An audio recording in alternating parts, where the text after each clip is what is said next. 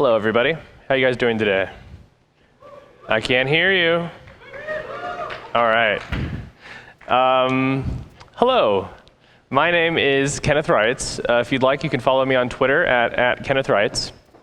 Unfortunately, I tweet quite a bit, though, so I apologize in advance.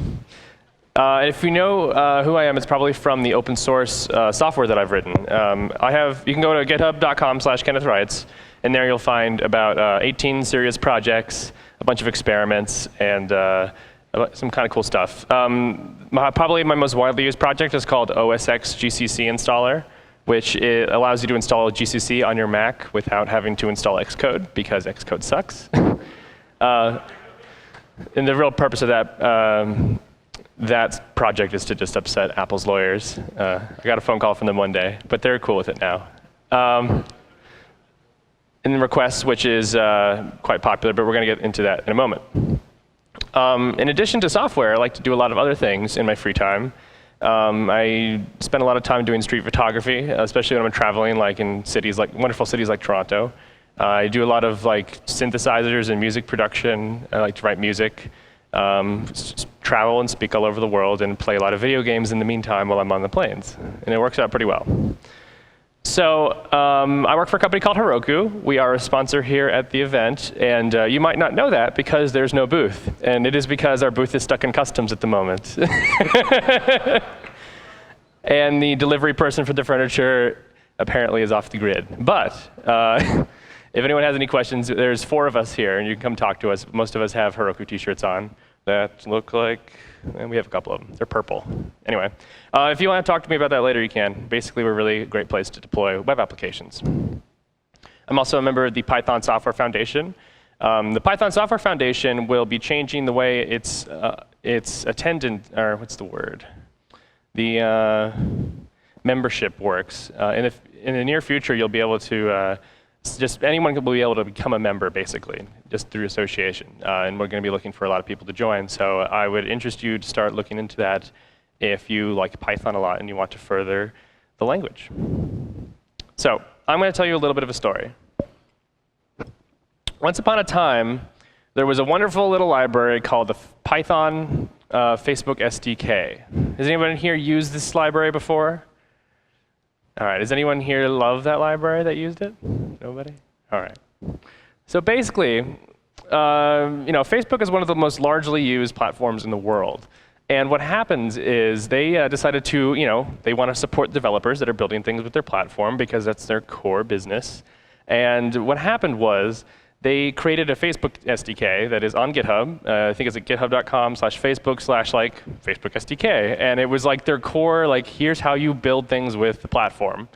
And what happened was it basically never got updated at all. As over time, they started to change their API and update their service.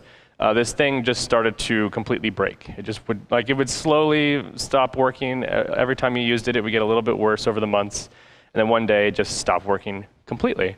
So of course, this got on Hacker News, and everyone was all upset. There was a GitHub issue that was raised, and it had, I think, over 100 comments on it of people just saying, can you please give us an update on what's going on? Just say something, because there was no one that was responding to these tickets or these issues or all this public outrage and concern by their happy users. And what ended up happening was Facebook did end up responding, and they did that by closing the ticket tracker completely. They just disabled it from the GitHub repo, and no more problem, right? It's horrible. So this, Facebook will consider this an open source project, but really this isn't open source at all. It's a type of project I like to call public source. Basically, public source is when an organization such as Facebook decides that they have a big piece of code that people that use their software will find useful. So they put it up on GitHub. They'll slap a license on it for because their legal team told them to, or their developers told them to. And everyone's happy until things stop working, basically. So this is a bit better than, let's say, closed source, keeping everything proprietary. Sometimes companies will just build a lot of internal tools that they build for themselves, and then they go unmaintained, and they just kind of stick them up on GitHub and forget about them. And that is better than, say, keeping everything closed source by default. But Unfortunately, they get abandoned very often due to lack of interest, burnout, and change in focus by the company, which is extremely common. And the worst part of this is that the motivations for the project are unclear. If they're going to be building something like, if Facebook's going to be building a tool like this and putting it up for the world to use, and they're just going to turn off the issue tracker one day, you thought they had the developers' intentions in mind, but clearly they do not. And that's a big problem.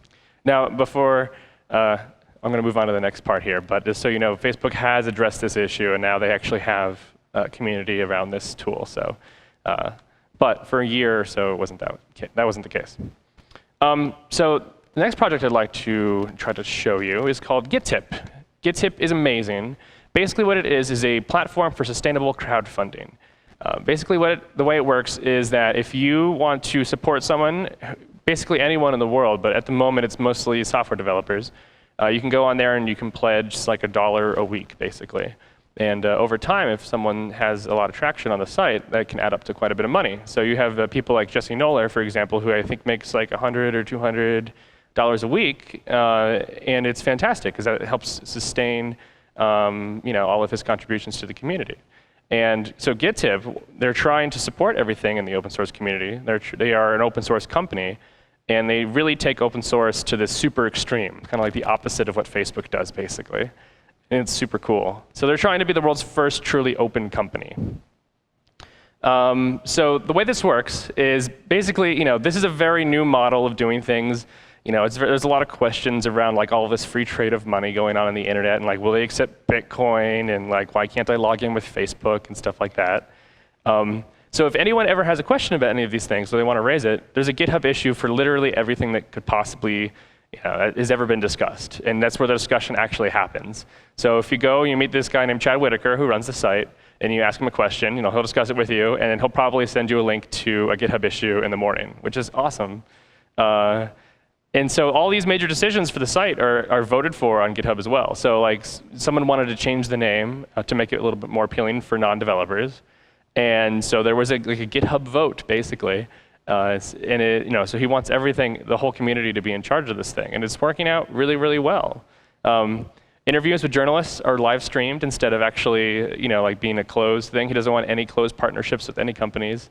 So like TechCrunch wanted to do a piece on Gittip, but they didn't because they weren't comfortable with being live streamed on the internet during the chat. And of course, all these other organizations started to pick up on that and it was actually quite funny. So, I don't remember what organization it was, but someone was like, TechCrunch is against open source and stuff like that. But anyway,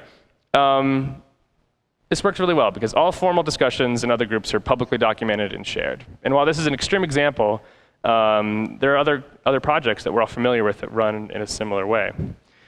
Chad, who's the guy who runs Gittip, is a really cool guy. If you guys don't know who he is, I highly encourage you to go check him out because he's inspirational.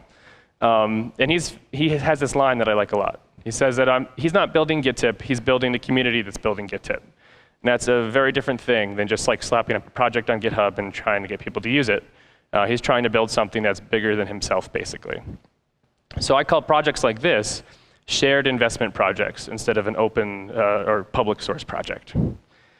Basically, the way it works is that there's shared ownership in every aspect of the project in extreme transparency. New contributors can get involved by following a very documented process. There's no question on what you can do or if it's appropriate for you to be helping with this project. There's a document for that. There's a URL for that, and there's a place for you to go to figure these things out.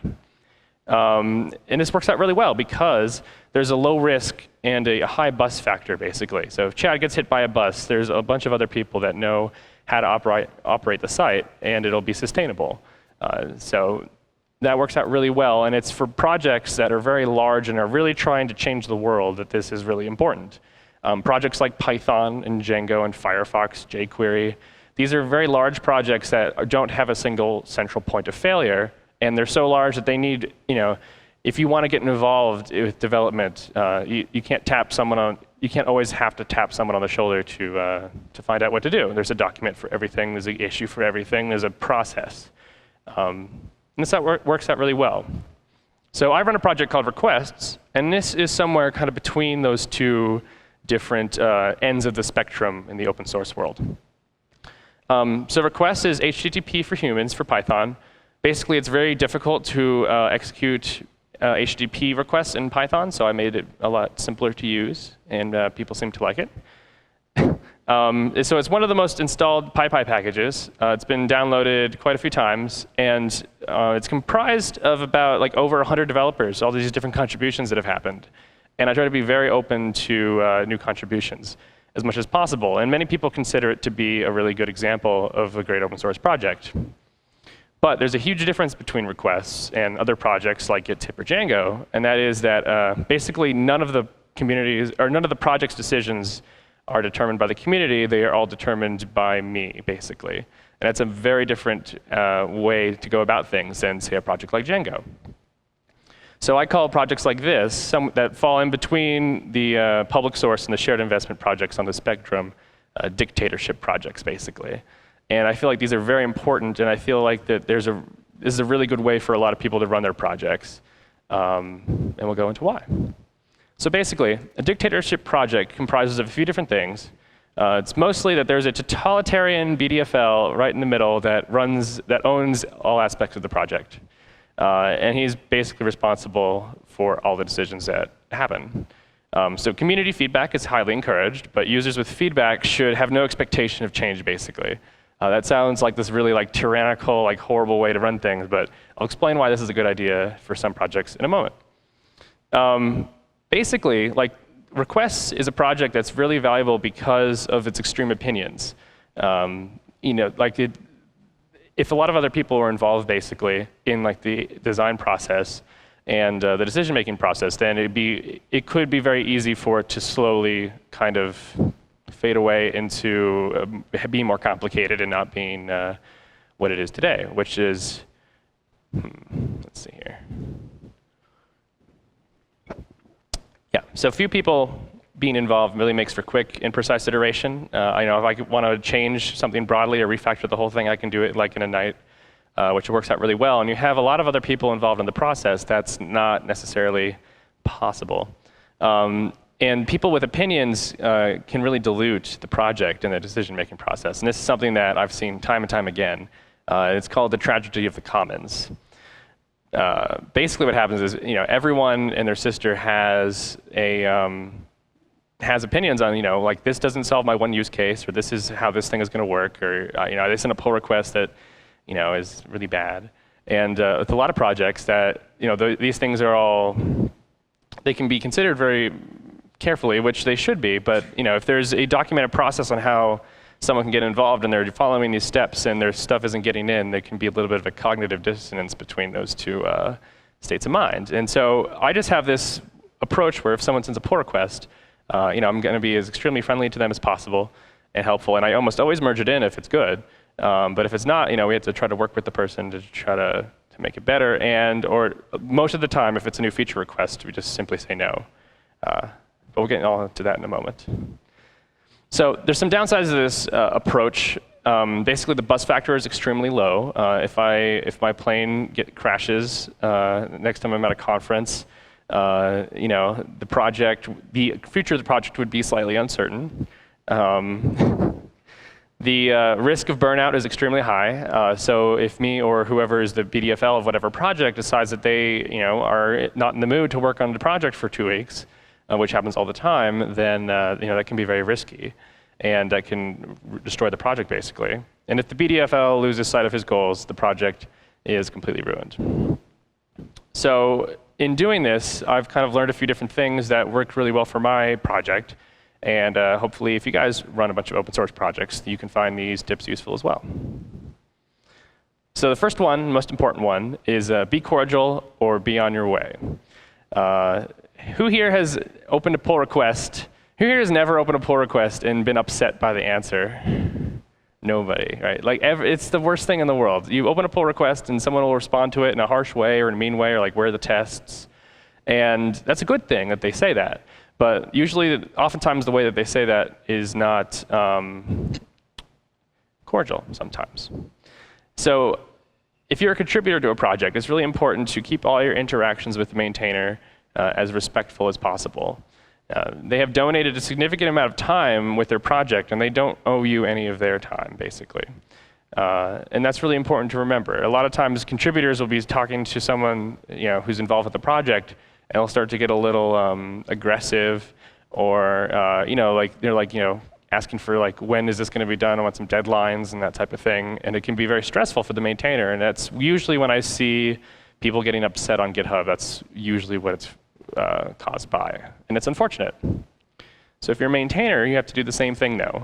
You have a crucial responsibility as a maintainer for being immensely thankful to every single one of your contributors.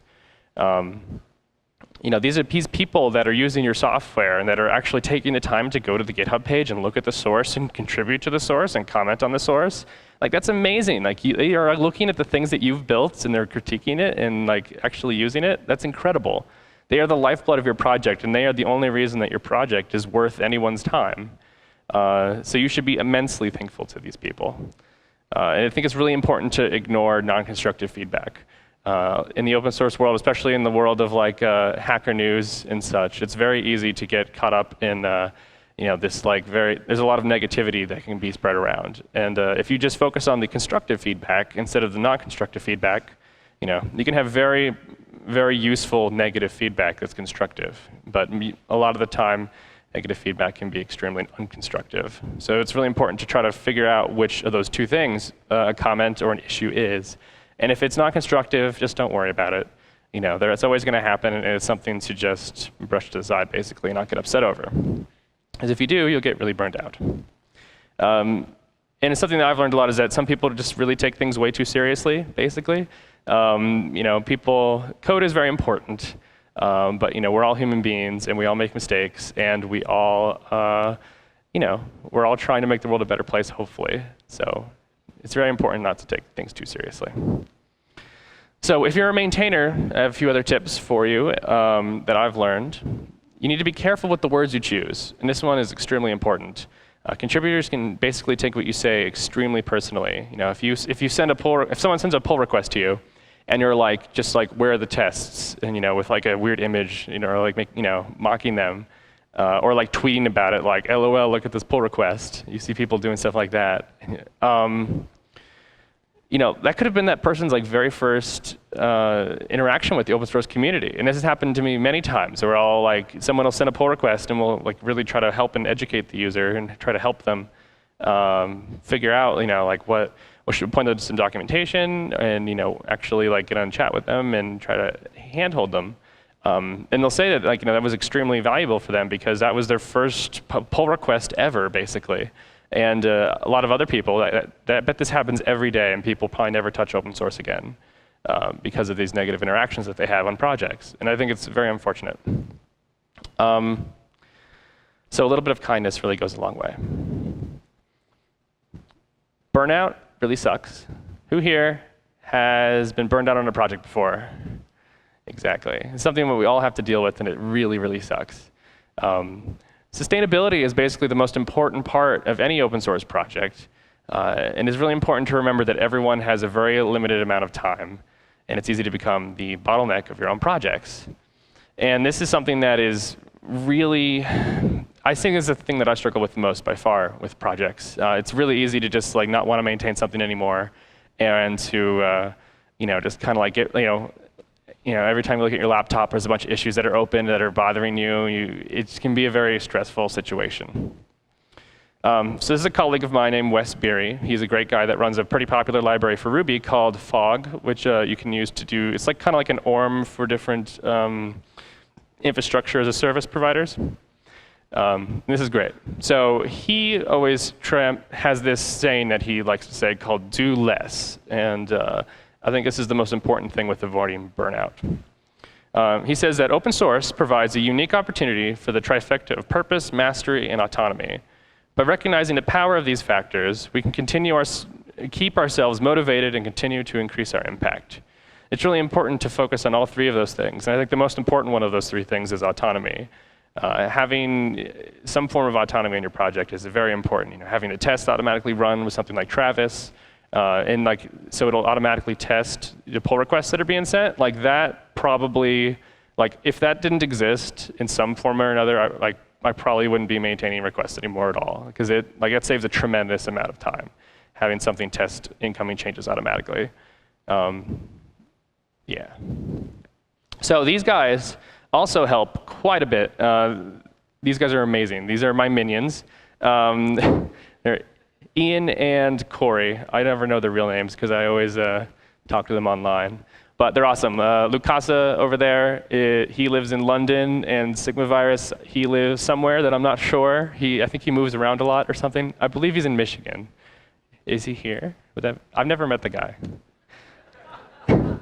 But he's one of my favorite people in the world because he saves me so much time and energy and really contributes to the sustainability of the project, which is so important. So these guys help me learn how to do less, basically. When an issue or a pull request comes into requests or one of my projects, these guys are basically the ones who triage it.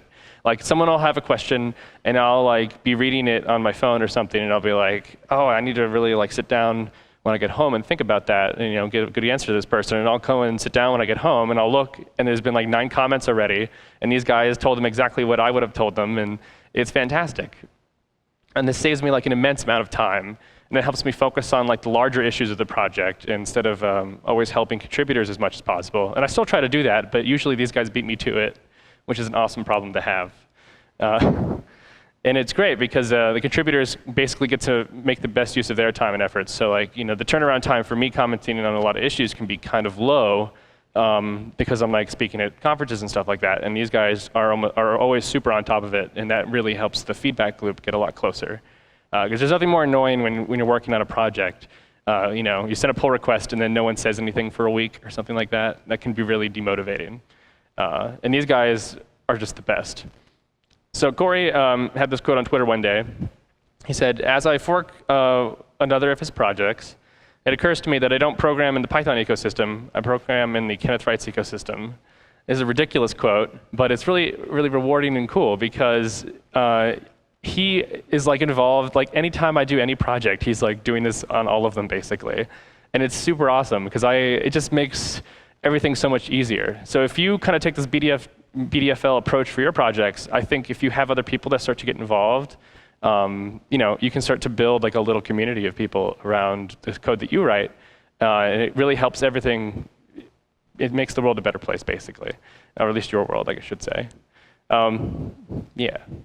So one of the most important things I've learned in maintaining these projects is to learn how to just say no. And this is probably even more important than sustainability. It definitely is one of the most, it affects sustainability the most, that's for sure. Basically, users are going to be coming to you and they're going to ask for ridiculous things all the time. And I feel like something that happens a lot in open source, especially for people that are new to maintaining a project, is that their projects, it's really exciting when you get those pull requests and these issues and people are actually using your code and you want to make them happy and they're going to ask for absolutely insane things or things that seem very reasonable.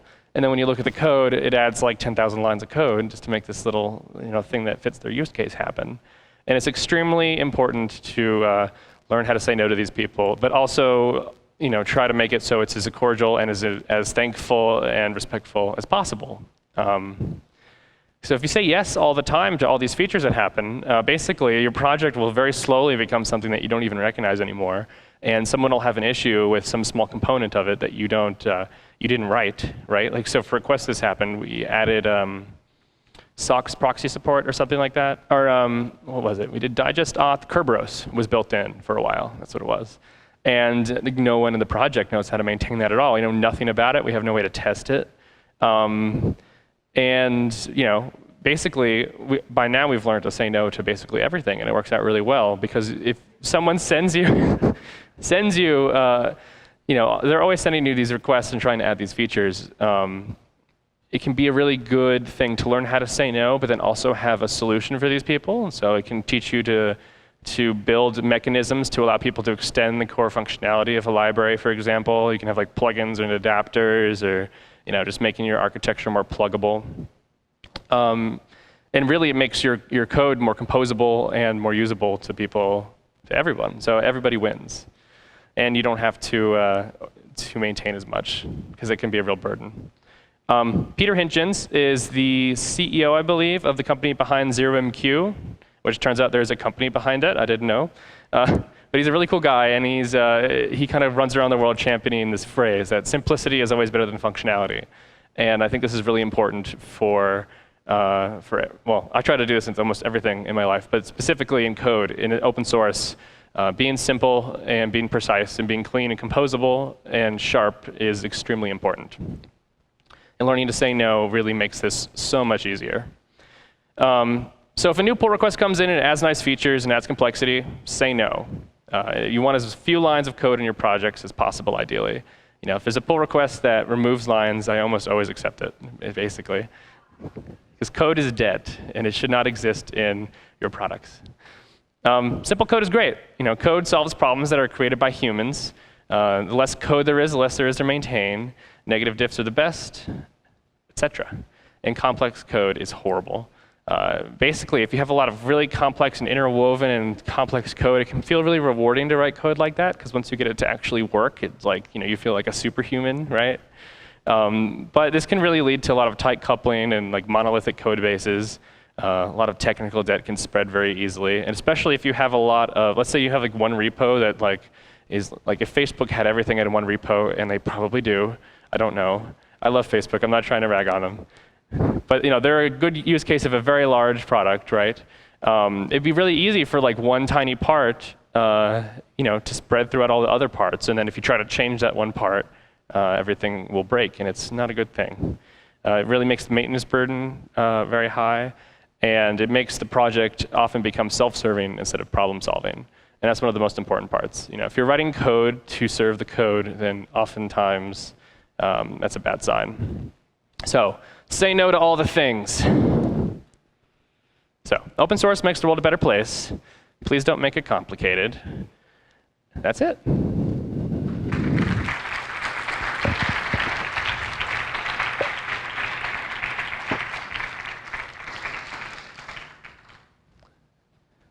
anybody have any questions?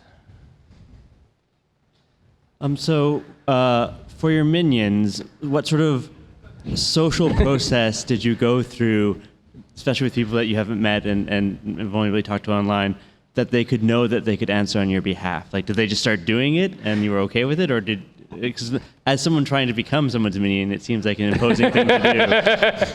Well, so it was a little bit of like a trust type of thing. It was interesting. Basically, I just saw these two people constantly commenting on issues, and they'd actually be like pinging me, they'd like at Kenneth Reitz, this should be closed. This was solved like 2 years ago, and stuff like that. And they kept doing that all the time. So one day I just added them both as collaborators on the project, and I was like, basically, don't change any code, at least not yet. Let's see what happens. And then they did, and it's been extremely fantastic. Yeah. Thanks. Mm-hmm. So I feel like one of the things that motivates people is recognition. Mm-hmm. And one thing I've been wondering about is people that do things that aren't easily recognized, like people that just hang out in IRC channels and answer questions. That's pretty helpful. Yeah. But unless that's logged, no one ever knows. They're not on the GitHub repo. It would be nice to put that in some sense on your public persona, but I have not really thought it through. I'm curious if you have any thoughts on that. Well, I definitely agree with the recognition being really important. I have a authors file in most of my projects, and if someone sends anything from a typo change to a major feature release, then they get added to the file, and I think that is very rewarding. People are like, oh no, I don't do that, but you add them, and then they get more involved, and it feels great to be added to that file, especially if it's something that you love. I guess we have an IRC room, but it's not something that, I don't know if anyone's in there answering questions that isn't a contributor, but I guess that is a problem. So I really like that idea of having a way to document some way that people are helping. Have you seen anything like that before? So I hang out in the Tasty Pie channel a lot, and there's definitely people there, well, I'm one of them, that I put a lot of time into answering questions, but I actually haven't contributed any code, so I'm not officially part of Tasty Pie in any way, and that's something, and I don't think I'm the only one. I think there's several people. It's a very active channel. Yeah. And I just haven't really figured out how to solve this problem. We have a fun thing that we do in a lot of the channels I'm in. It's called Reitz is a really great Python guy, and he has this bot that does a lot of things. But one of the coolest things it does is you do !M, a username, and then it just says, "You're doing great work." And I actually have a room that I run that's like supposed to be about like positivity, and we have 2 bots. So every time you do it, it says it twice. Nice. And I believe that they actually have a website. I can't remember what it is. It's probably like Bang Motivate or something like that. And it's basically, they're trying to make it a standard. So I wouldn't be surprised if maybe the more motivates you can get added to a leaderboard or something like that. That'd be pretty cool. That'd be cool. Yeah, we'll have to see what we can do.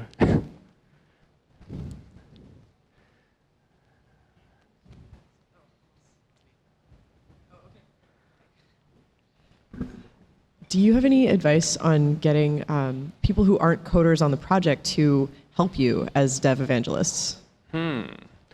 What? Well, I don't know. Why would they be using the project if they weren't developers? Do you mean like just like something larger like Django or? Well, like in the context of maybe, a business that would like to open source a project because it would like to cultivate that community and has some staff that aren't coders, I guess, or potentially a stakeholder, like a user in the community who's likely to benefit from the project, but isn't up to committing. I don't know. That's a really tough one. I think that documentation kind of goes a long way, I believe. So having something for those people and having, like Gittip actually does this really well, actually. They have a page. So my fiance isn't a developer, and she like loves Chad Whitaker and loves Gittip and wants to contribute, and she like goes to a couple Python conferences and meets these characters, and she loves them, and she wants to get involved because she's like not involved with anything on a large scale. So Gittip now has a page where it's like how to contribute if you're not technical, and it works out really well. Basically, it's like you can go on Twitter, and it has like a step-by-step process on how to respond to people that are talking about the project, and hang out on IRC, and how to point them in the right direction, basically, and act as triage. And I think that that's a really great pattern to follow. Not a question, just a comment inspired by your last slide about monolithic code bases. I saw a post from somebody at Google, right? They're like really smart developers. They know what they're doing. Discovered a dependency in Google file system on AdWords. On what? AdWords. AdWords, really? Yeah, like the whole, yeah, wow. And I don't know anything about how Google systems are implemented, but I'm pretty sure the file system isn't supposed to depend on the ad serving system. I guess they could be putting ads into. We all make these mistakes. Yeah, edconfig or something. That's awesome. How do you enforce the precedent you've kind of set with friendly APIs and documentation when you're accepting code from developers that are often terrible at those things? It can be kind of a challenge. I think it's really important not to be too picky, especially with documentation. Often if someone's adding something that isn't like really great writing, for example, or isn't maybe something that I'd recommend myself, I'll merge it anyway and then try to improve upon it later. Yeah, I don't know. So like with code, it can be really difficult. I think you can kind of take the same approach as like feature requests and saying like, give them actual reasons and try to show them documentation on like, this is the philosophy of this project, and it's, this is why we can't accept this. But if you changed it this way, then it could be perfect, and that's often the case. But it really depends. Sometimes if they're a developer that's not really into it, they just kind of are trying to send you a pull request because it's their day job or something, then they won't respond. And if that's the case, then kind of there's no one's harmed, I guess. But yeah. It's a challenge, definitely. Right? Yeah. How can we as contributors deal with BDFLs who are kind of being jerks? So this isn't intended to be aimed at you in any way. But I mean, from your standpoint, how would you want to be told about that? Or if the community wanted to fork the project and run with it, what would be the kind of approach to that you would like to see people take if they just really fundamentally disagree with you, either philosophically or just because they hate you? Well, it's something that I think actually happens quite a bit, because you'll see, I think most personal projects kind of fall underneath the dictatorship model, not even intentionally, just because that's what makes sense. And that's kind of, I think, where most of those negative interactions happen is, people not really taking the time and attention to care for their contributors. And it sucks. I don't know. Like, if there was a project that people were using, like, let's say if I went rogue and I was like being an asshole to everyone, which would be unfortunate, but I would feel like the only option really would be there's two options, and I think unfortunately this happens a lot, is people tolerate it, and I feel like that should not be the case. I feel like people should be ideally kind of vocal and share their opinion on that, or they can fork the project. But if you look at a project like Linux, like that's an extremely abrasive environment when they're working on the kernel, and I don't like a lot. It's very controversial, but I think that the way Linus treats people is horrible. I'm sure he's a really great guy, but if you look at the way he responds to people, he's abusing them basically. And I don't know I think that might be like the exception to the rule basically. Like that's too big of a project to really fork, probably. But I think for anything smaller than that, it should be very much a possibility. And the Jenkins community did this. Sun was sold to Oracle, and the Hudson community decided to fork their project basically because their owner was being an asshole. They kicked everyone off the board and everything, and they were like, oh, this is our project now. Go away. And they did it with OpenOffice too, and now there's LibreOffice, and now there's Jenkins instead of Hudson. And I feel like that's basically, I don't know. It really sucks when that happens. We should try to make it so that can never happen, but I think that's not possible. I don't know. Thanks. Mm-hmm. All right. Thank you very much, guys. Oh. So once again, let's give a hand for Kenneth Reitz.